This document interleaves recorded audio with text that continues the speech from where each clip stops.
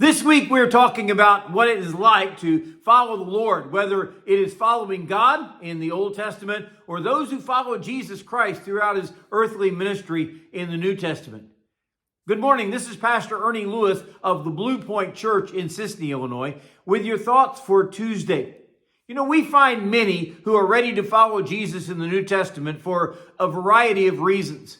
Some came to witness miracles. Perhaps they even needed a miracle in their own life. Some were coming because they were mesmerized by his teaching. They said things like, "He teaches with such authority." At one point, Jesus even accused some of the followers of just coming for the miraculous bread. After all, he could feed 5,000 with just a few loaves and fishes and a young boy's bag lunch. But Jesus called his disciples aside in Luke chapter 9, and he gave stipulations for those who would follow him. He says in Luke 9:23, he said to them, "If anyone desires to come after me, let him deny himself and take up his cross daily and follow me." Certainly there were many who had that desire to follow Jesus and be a part of the throng, the crowd that gathered or traveled through certain cities. But Jesus pointed out that this was not just a popular party to be invited to or to join. He first points out that the person must desire to come after him. Now, I truly believe that we are all instilled with this longing in our soul to want to follow the Lord. There may be many factors, such as sin and temptation, even the lures of this world that turn us away from fulfilling that desire to follow Jesus.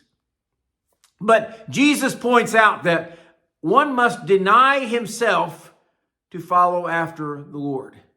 And we may all have certain plans and desires for our future that contradict the life that would be lived for Jesus Christ. You know, even the rich young ruler, the Bible talks about in Matthew chapter 19, his problem was he was too covetous for riches, or at least he held tightly to his own and couldn't give them up. So Jesus made that one of the factors that made him turn away. So what kinds of areas do we need to deny ourselves in order to follow after Jesus?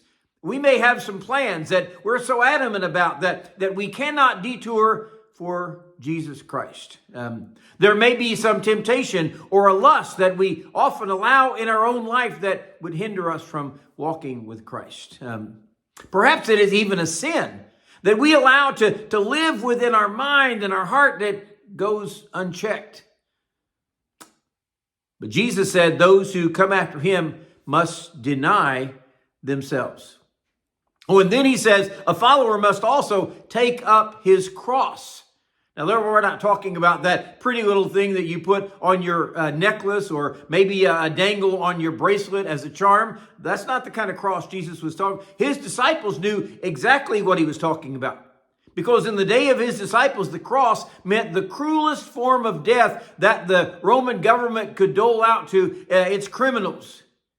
When Jesus took up the cross and headed for Golgotha, he knew what this meant for him. If we desire to follow Jesus Christ, we must be willing to face death if necessary for his calling and in his service.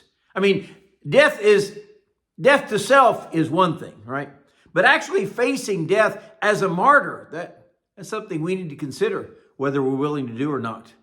Luke includes the word daily, by the way, reminding us that this sacrifice is something that we must pledge to every day of our life, not knowing the cost we'll be called to give up for Jesus Christ. You deny all selfish wishes and plans. You take up that cross every day of your life that may lead you to death, and you keep faithfully following Jesus. So how many do you think were willing to jump at that and follow him? You see, following Jesus is not just a simple prayer that we say one time and we go out and live our lives however we choose to. Following Jesus actually demands much more of a daily sacrifice and submission to his will and his work, where we completely say, "Lord, I am your disciple. You lead, I'll follow."